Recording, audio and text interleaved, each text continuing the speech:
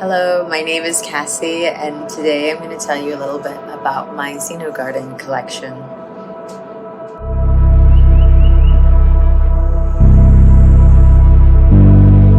I've always been drawn to the relationship between people and machines. If for the painter, the paintbrush is their tool of choice, my tools are the computer and the 3D printer. Ultimately, these tools allow me to create forms impossible to sculpt using traditional methods.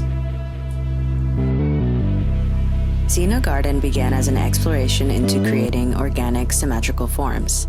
Each piece of geometry started off as a simple plane, which was then deformed, twisted, and mirrored until I found a suitable shape. While designing, I have to take into consideration the size of my printer, the bulb, and the hardware. Once completed, each piece must be printed, washed, and cured. Afterwards, I must remove all the supports, which results in a unique piece. And then I attach the hardware. The Xenogaarden collection consists of 3 pieces: Zephyr, Enigma, and Anthos. The lights serve dual purposes. Unlit, they look like art. Lit, they provide dreamlike illumination. Zephyr is the smallest of the 2 pendants.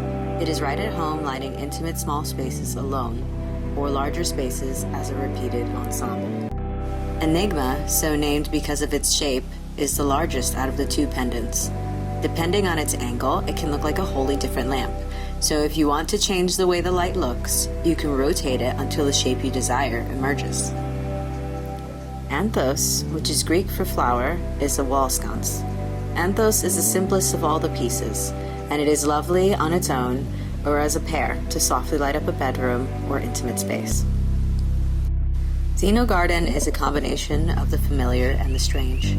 Its forms mimic the most complex flora on Earth, but diverge or repeat to an extreme not found in nature.